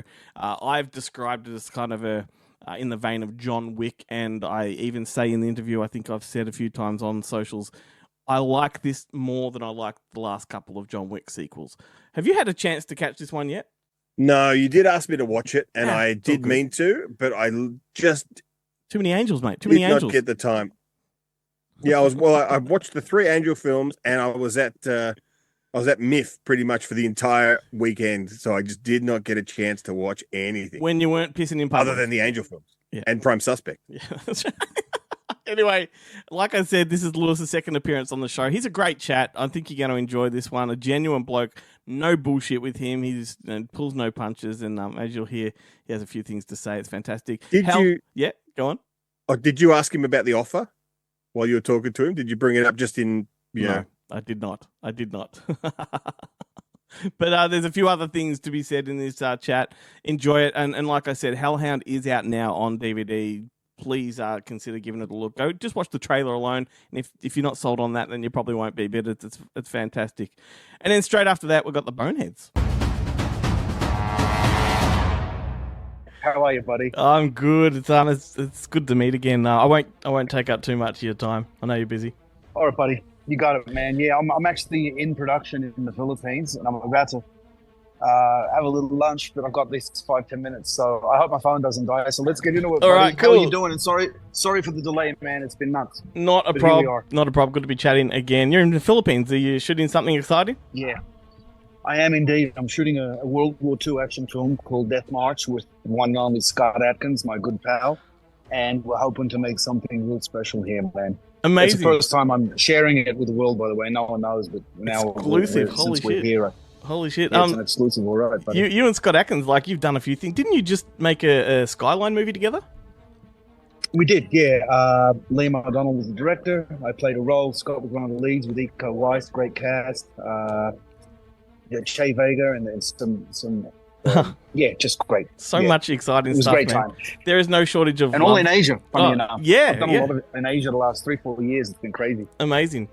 There's no shortage of love for you, man. Like every time I mention you to somebody, I've been recommending Hellhound to people, and they stop me and they say, "Look, Louis Mandylor, like one of the best."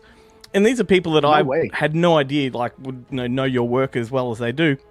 I want to give a shout out to a mate. I was talking to him today about Hellhound, and I had no idea he was aware of you. And shout out to Chris, Constantine. Thank you, Chris. Right? Yeah. He just he goes, one of the best. He almost became a pro boxer back in the day, which is something I didn't even know. Well, actually, I was a pro boxer. I became a pro boxer. I just never became a world champion. Oh man! Yeah, no, I fought in Thailand. I had some bouts in Thailand. I had some bouts all basically, everywhere. But mainly in Australia, growing up there. In America, obviously, when I went there to pursue the acting, I didn't go for the acting. I went for the boxing. Not many people know that actually, but that's why I went to become a world champion. And then 2-3 years later, I got into this crazy business.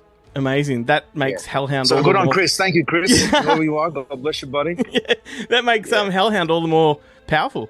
This is completely brutal. Nice to know that. Yeah, completely brutal movie. Nice.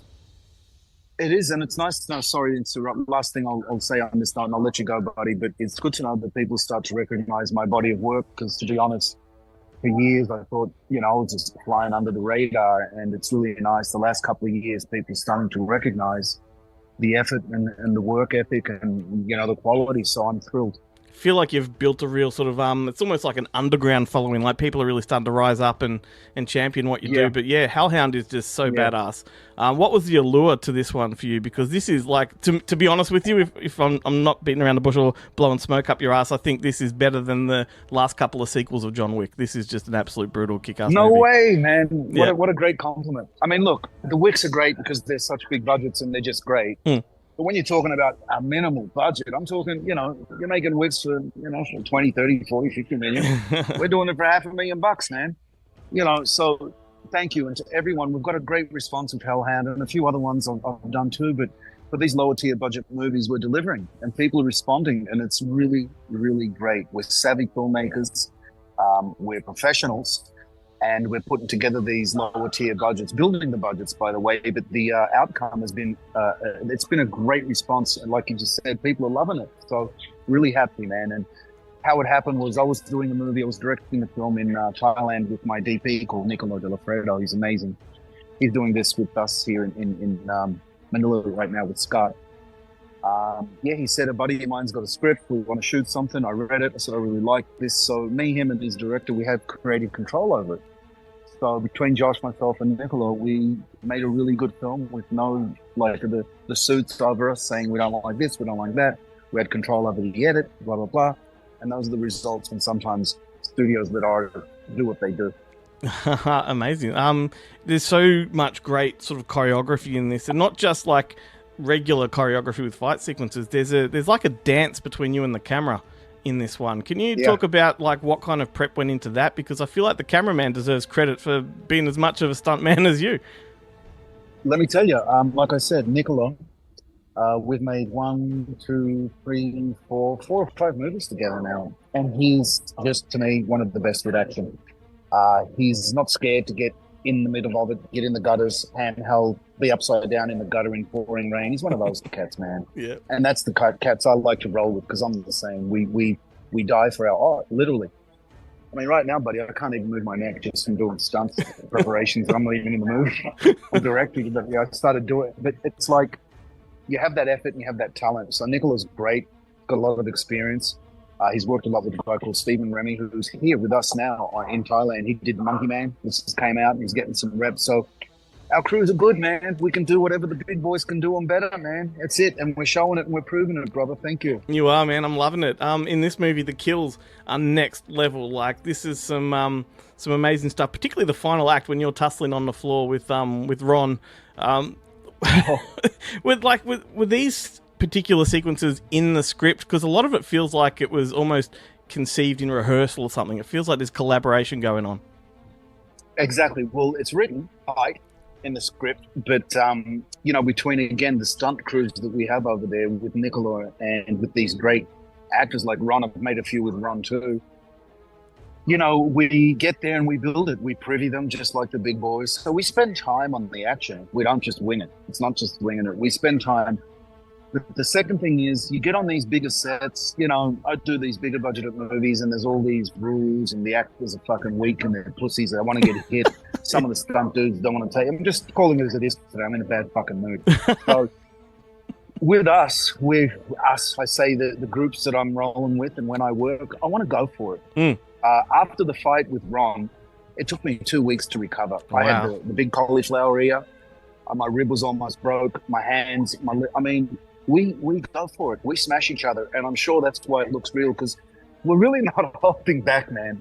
And when you work with guys like Ron, they do a spinning back kick to your solar plexus. Even Scott, they're not pulling. Yeah. People don't realize. We're not smashing to the face full on. We're making contact sometimes. But to the body and the legs and all the blocks and the breaks with all the breakaway stuff, they're all full on. It hurts. You're bruised and battered. And, we like to take it to that, I guess, the fifth element. I just made that up. But the top level of pulling it off, it is cinema. You don't have to kill each other. And the acrobatics and the stylized fighting is what makes cinema, because a lot of people don't realize if you really hit someone, it doesn't look as good. Because I've actually been really hit on film and we watched the playback and it looked like you missed, actually. Yeah. You really hit me. So it is cinema, but you don't have to hurt each other. But there's a point where you have to make some contact. and you have to get down and dirty. So we do that, and I think that's what's coming across. There's a scene in the movie where you are battered and bruised, and you come up to this room where you just want to have a rest, and there's no bed, and they put you on the floor. And I'm thinking to myself, like, they could have at least given you a proper mattress just in real life, because you look like you're completely through the ringer. That was the one when I said, dude, just let me pass out for a minute, right? Yeah, that's what I said. Can you let me pass out? I pass out. By the way, there's another guy called TJ in Hellhound, the first guy I fight upstairs when I have the girl. Yep. To me, that's one of my favorite fight scenes I've ever done. It's not long, but boy, is it explosive, man. Yeah. And I've got to tell you, TJ's a K1 6'6" killing machine, man. So like Ron's 6'3". I'm 5'10", 5'9", actually. My friend's 5'10", bullshit. I'm 5'9". So I'm fighting these monsters who are professionals. So TJ, he kicked the fucking Christ out of me. And all those, this is a true story that people will appreciate. That was the director's apartment. And we were supposed to have breakaways and props. So we get there and we start rehearsing with the fan and the wardrobe and the books and the knives and everything. And the TV, everything was real. We destroyed the director's house. And at one point, true story, he screamed from downstairs and he said, "Enough! Get out of my house!" And Nicholas said, no, we're going to finish the scene.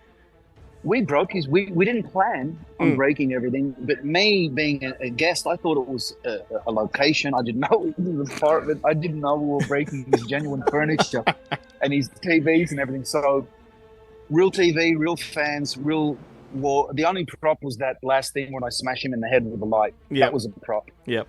But yeah, vicious fight scene. I was hurt for that. I mean, that movie destroyed me. It took me a month to recover. Yeah, man. And you mentioned the director, it's Joshua Dixon. This is his first film, I believe. Like, incredible. It is, yeah. Incredible effort. How do you find working with first-timers? Usually it's not good. You know, it's not good. It depends. I mean, look, I shouldn't say that, but, you know, experience, it helps. I've worked with a lot of 10-timers that made me crazy, you know, so it's just the individual. But Yeah. Josh makes commercials. He has a film savvy, and with myself and Niccolo there to appease things and assist him, I think it was magic. He did amazing. Absolutely. And can you talk about working with Panya? I think that's his name, yeah? The tattooed guy. Like, talk about... What, is that his name? The guy with all the tattoos? The lead villain? Yeah, I think so. Yeah. I'm not sure. Like, what a fucking badass. And he's got an actual badass story, like in real life, been to prison, being a gangster. What's it like working with him? Was he good? He was great. Yeah. He was great, you know. I mean, we didn't have much interaction. He's Thai, and I think his English was not so strong, but we were great. He was a great guy, and he did a great job, and he looked great. You know, these badasses like Danny Trejo. I did my first movie with Danny Trejo called Champions. Danny was a real badass too, you know. Yeah. And sometimes it crosses over to film perfectly, and for this guy it worked, yeah. Yeah, cool. And look, I'm not going to spoil it for people, but like his character in the movie has a really unexpected private life, let's just say. Yes. Was it like, was he apprehensive? Was there any intimidation for him, like doing that? I wasn't there. Yeah. I don't think so. No. I don't think so. Nah, man. We're actors, man. We do it. You know, we just get in but there and do he it. has like I've played a couple of roles. He like has that. a whole life of like friends that are, you know, gangsters and shit. Like that's an interesting thing to do on screen when you got all your mates. So do I. I Yeah. mean, I grew up with these guys. Yeah, The true. baddest of the baddest in Australia, to be honest. And yeah, you want to look. There comes a point where if you get into this business, it's show business. It's a business, but it's art orientated. Yeah. So if you're a badass and you want to be an actor, and they say, "Hey, you've got to kiss this guy in the scene because the character does that," you know, what do? You either say, "No, I'm going home because the boys are going to laugh at me," or you build your career. I don't know. 100%. Correct answer. Me personally, I could give two flying fucks about what people think. If I like the material, I'm doing it. Yeah, man, that's because you are a badass, Yeah. and it's fucking great. Look, I know you're really busy and you've got to get back and all that, but I just want to finish by saying No, that it's all right, mate. I've got a couple more minutes if you want. I've got cool. a couple more. Look, I was just going to end with, like, I would love to see this character again. Like, this would make a great franchise. This is John Wick material. Is there any interest? Thanks, man. Is there any interest from you in doing that? Actually, you know, we talked about it with Niccolo. I'm pretty tight with Niccolo. I haven't talked about it with Josh, but you know what? I think there's an angle there, and it's something after this conversation that I'm going to bring up. I think with maybe a little more in the budget, Yeah. getting a couple of named actors from the US. I mean, the prequel, I'd like to do a prequel, what led up to that, you know? Yeah. It could be really cool, and it's something I'd be very interested in developing. Yeah, man, because the movie got 100%. it got a real good response. People enjoyed it, and it's a beautifully shot film. The writing's great, and the action's wonderful. So yeah, people responded. Why not do another one? I guess. Hell yeah. Speaking of another one, I think you're a cheeky bastard because the last time that we were chatting, I mentioned whether or not there was going to be a Greek Wedding 3, and you said, oh, there might be. It'd be good to see. And then it comes out, which I realised the timeline there, you were probably making it at the time we were talking. No, really? No, I would have told you. Yeah, I don't know. No, I would have told you. Okay. Yeah, no, I would have told you. No secrets there from me. Or unless I had, I don't know, I'm a little ADD, you know? Well, anyway, it ended up coming out. So, you know, that was a nice little feather on the bow. Yeah, awesome. Cool, Yeah. man. All right, well, I'm going to let you get back to it. I really appreciate every time you make time to talk. Like I said, Thanks, man. genuine love Appreciate for you you out too. there, and I can't wait to see this new one. Thanks, man. On that note, we've got, in October, there's a really, really, I think it's a special film. It's called Operation Blood Hunt. Apparently, October, it's hitting. It's dropping. It's a World War II werewolf movie. It's going to be pretty fucking thick. Jonathan Rhys-Meyers, myself, Rampage, and then we have another beautiful film called Paralysis that I just completed. Michael Copon, Peter Dobson, myself. And that's a horror film. It's my first attempt at directing a horror film. And I'm going to tell you, it's brutal. And people Amazing. will be surprised. And now we've got this one with Scott, so everything's exciting, buddy. Yeah. Okay, look, back it up just for a second there because you mentioned Jonathan Rhys-Meyers, and I have to stop you there because, like, I've spoken to people that have worked with him, and like the stories are not great. Did you have a good experience with him? An amazing experience with him. Awesome, good to hear. Amazing. I guess he liked me. Yeah, that makes the difference, doesn't it? Well, you get up there with these upper echelon actors, and it can be difficult. Some of them are testy, moody. You know, it is what it is. I'm a little bit of a prick sometimes too at this stage of my life. Actually, I take that back. I'm not, unless someone forces their hand. But you know, it's fickle working with them.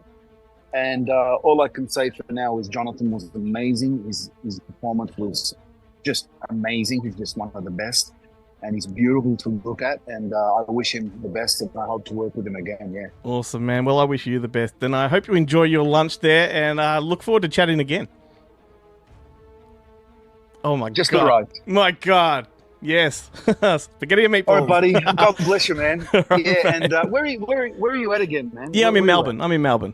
Melbourne. Yeah. I'm hoping to be back in December. It's been far too long. I have to see my father and some friends and possibly plan doing some business there in the future too. But I miss Melbourne. I miss my home. And this week, actually, I've been a little bit sentimental. I left in '89 and really haven't been back that much. And it really hit me this week. So if and when I'm back December, Glenn, I'll shoot you up. We'll have a lunch with the family, buddy. Mate, that'd be amazing. Yes, I hope you do get back. And I hope you work here because there's some great stuff going on down here. Yeah, I don't think they want me there, mate. They're not interested in me, but maybe I can change that. We'll see what's up. Fuck them. It's how it is in life, buddy. You gotta make it yourself. You gotta make things happen. But obviously, I would love to work there with the Aussies. They're so talented, and I've got some old friends there. Dean Murphy, a wonderful filmmaker, and some other cats. And we were supposed to work many decades ago, but maybe soon. Maybe it's on the cards, mate. We'll see. Awesome. All right, mate. Well, take it easy, and I'll catch you soon. You got it, Glenn. Appreciate you, buddy. Cheers. Bye, mate. Peace. Welcome to Bonehead Weekly Fun Size. Chad, what's our topic? Our topic today is going to be best scenes that happen in a bathroom. So the shitter. Where our careers are. You know, actually, there was a scene I was going for, and comedies came to mind, but then I thought, the bathroom, the restroom is but real quick to cut you off, that's the thing. Bathroom scenes in movies are universal. It goes across all genres. It dawned on me because I thought comedies immediately, and there was one comedy that jumped out, and I was going to do it, but no, I'm going to go with another one because when you're in the bathroom is also when you usually are at both your most vulnerable. Most of the time, you're able to let your guard down, and a scene that actually proves that wrong is Nightmare on Elm Street. She's in the tub, dude. She's trying to relax, had a bad day, and then what happens? That claw just comes out of the water, man. Betwixt her legs, as they say. Yeah, amongst her nethers. And so I was saying comedy, and I was like, well, wait a second. that actually shows a very dramatic horror-filled scene that happens in the bathroom that just there's no safe space. Like you can't dream. Well, you can't even use the bathroom. Freddy's going to get you. So yeah, yep, that's the one that came to mind after I moved away from comedy. So that would be mine. Nancy's unfortunate, trying to just take a bath, relax after a long day, and then you got a demon claw up in you. Mine both involve the commode. I'm going to do two. I'm sorry, but I can't. No, just pick. hurry up then and let me do my two then. That's all I ask. Who do you think has to cut this shit later anyway? Here's my two. I say keep going, gentlemen. I don't have to cut it. I know. So here are mine too. The most famous one, of course, is Jeff Daniels actually defecating on the toilet in Dumb and Dumber. He actually says he did it. That's one. But I can't believe real quick when I came up with this idea, that didn't even come in my head. That's crazy. Probably the most famous one in film history. Completely agree. And the most famous horror one is Ghoulies. Oh yeah, again, didn't come up. I can't, but those are the first two that came in my mind because I could not pick which one. And the Ghoulies so much it ended on the damn. It's on the VHS poster. box. It's on the poster. I know it's right there. They'll get you in the end, guys. I'm going to do a twofer, and believe it or not, my first pick is not a scene. It's the whole damn movie. I'm going with 2022's Glorious, which is a Shudder exclusive, guys. And honestly, if you haven't seen it, it's actually a really good movie. It's about this man whose life is crumbling apart. He's sleeping in his car. Just one night, he finally just snaps and gets completely drunk, shit-faced at a rest stop. The next morning, he wakes up, goes into a bathroom, and suddenly he's locked in. And there is an ominous presence in a stall who will only talk to him through the glory hole. This sounds like this is an actual thing that happened to you. No, I don't stop at rest areas for these types of reasons. I won't stop at stop. You're now going to just crap all over a glory hole? Yeah, because I don't want. Yeah, clearly you're not inclusive. Because spoiler, interdimensional being. That's all I'm going to say about this movie. I really suggest you check it out. And then my second one, guys, as good as Joe's picks were, as good as James was, I'm going to argue with you. 2 words, best bathroom scene of all time. That's not 2 words. 2 words. No, I haven't said the 2 words yet. Yeah, but you kept talking after you said 2 words. Here's my 2 words, and then we'll end to this episode. No, we won't. Teeny whiners. I see the one I went with first, Chad, that I didn't do, but since y'all both did do, the first thing that came to my mind, Chad, who does number 2 work for? That's a good one. That's a good one. And just Austin so you know, Powers. And Teeny Whiners was from No Holds Barred, which honestly, guys, Teeny Whiners may be one of the only 2 best scenes in that entire movie worth watching. I'm telling you, 1989, Kurt Fuller couldn't have been more famous between that and Ghostbusters 2. Kurt Fuller's best line in that whole movie, jock ass. This has been Bonehead Weekly Fun Size. Bathroom moments in movies, Ben. Wow. Like I'm looking forward to hearing what some of your favorite toilet moments are in cinema. There's so many good ones. I'm wondering what your favorites are. Look, I guess number 1 is probably King Frat. King Frat. The toilet scene in King Frat has to be one of the most disgusting toilet scenes. Not including things like street trash. I was going to say street trash is up Street there. trash is a big one, but there's 2. There's a King Frat, which is great. Like it's fucking hilarious and gross. Yep. But the other one is, do you remember? I think it's the opening scene of Ice Pirates. Yeah. With Robert Urich and Marie Crosby. Yeah. And they break into the ship, and there's the poor alien guy on the toilet trying to. They walk past, and the next thing is him picking his nose and wiping this giant gob of snot on the side of the toilet. And as Robert Urich and all the guys walk through, he's like, "Take care of him. You take care of him. You take care of him." It gets to the droids, and you take care of him. You take care of him. Until finally the last guy is like, "You take and then knock him out. While he's sitting on the can. Ice Pirates is the first time I recall my father ever swearing with me. And it was a scene, like I was so little, I must have been maybe 6 or 7, maybe even younger than that. And I remember sitting on the couch watching it. And it's a scene when Robert Urich is on the conveyor belt and there's a laser coming for his junk. And my dad turns at me, I'm a little boy, my dad turns to me and goes, they're going to cut his dick off. And I remember thinking, oh my God, he just said dick. Oh, and I'm not in trouble. This is fantastic. So that's my everlasting memory of Ice Pirates. But look, since that scene, funnily enough, anytime my dick has been in trouble, it's always been like it's always gone when it's not. Now when my dick's in trouble, I think of Butcher's chapter 2. That's where I go. Yeah. Train Spotting, there's a good toilet scene. Father's Day. Father's Day and Butcher's chapter 2 are right up there together. That's a good double feature right there. Yeah, I forgot. Yeah, Train Spotting is a great toilet scene. Yeah, no, Train Spotting is disgusting. The worst toilet in England, which I endeavoured to find when I was there. Why would you want to? There's a few around Melbourne, I can tell you. That's why we don't get to use them anymore. Yeah. What about the toilet scene in Witness? The opening of Witness. That's a great toilet scene. Ooh, you remind me. That's when they're at the train station. Who's the female star of Witness? Jesus Christ. Blanking out. She's a lesbian now. She was in she was a lesbian then. She's the one that's credited for turning Jodie Foster in The Accused. And she's in Top Gun. Kelly McGillis. That's right. Kelly McGillis and the little kid whose name I also can't remember. Harrison Ford's boss. Lucas Haas. What are we talking about?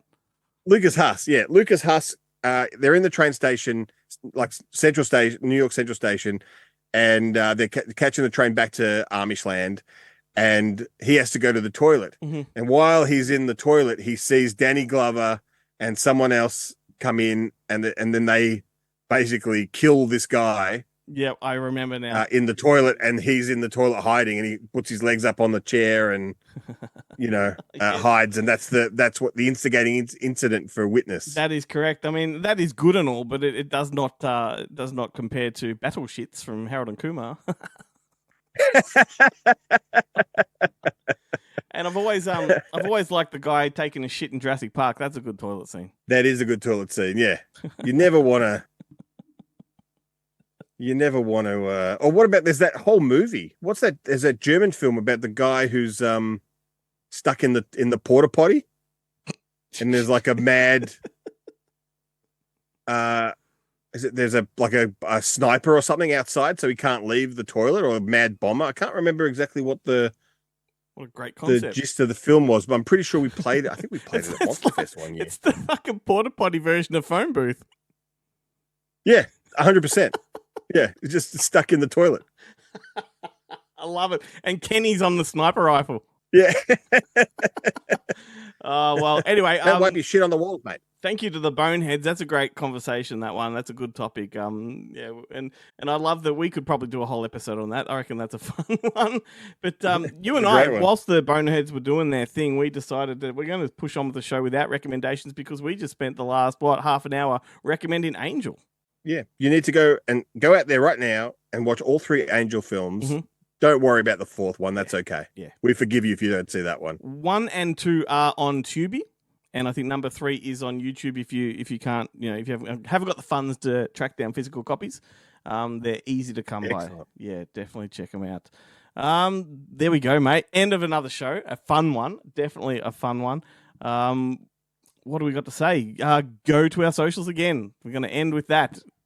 Click that little bell on YouTube. Drop us a comment, all that kind of stuff, and follow us on TikTok and all the others. GoodMovieMonday.com. Go there. Let us know what you think of the Angel films. Yeah, that's right. There will be an Angel TikTok. Hopefully, if you're watching this, that's your call to action. Come and drop us a line. Going to wrap it up with a song from Eternal Sunshine of a Spotless Mind, of all things. I don't think there is a toilet scene in there.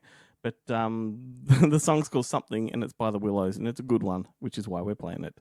That's it, Ben. Actually, yeah, you go on. Actually, sorry, before we go, I forgot about that scene in Van Wilder Party Liaison where they feed him all the laxatives and he shits in the bucket. That's a pretty damn good, during his interview, that's a pretty damn good toilet scene right there. That is a good one to take us out with, mate. American Pie 4, when Stifler shits in the esky. Oh, my God. Yes, I mean, and you've also got Shitbrick, Shitbreak, I should say, and Shitbreak, yeah, that's right. But I think I'm almost positive Because, you know, 2000 AD, 2001 A Space Odyssey is famous for being the first scene in cinema where somebody actually goes to the toilet. Mm-hmm. Like you see him flush and leave the toilet, which had never been, the Hays Code had never allowed it. Yep. In American Pie 4, when Stifler shits in the bucket and they leave, he's the first person who's ever commented in any movie after any kind of wild party type shitting escapade has gone on. He's like, I got to wipe my ass. And they've never mentioned the fact that they've literally just shat and they haven't cleaned themselves. Like they just pull their pants up and go. And I remember being a young child on a walk through the Grampians with my parents, and we went on a hike, and I had to take a shit, and I tried to run back to the camp, to the base camp thing where the toilet was, and I did not make it, and I had to shit in the woods, and then I ran back to the toilet, and when I got back, it was a fucking mess. We've opened with a public evacuation, and we've ended with a public defecation. I like to bookend every episode, if at all possible. See you next week, everybody. Bye. Metro, you ain't got nothing to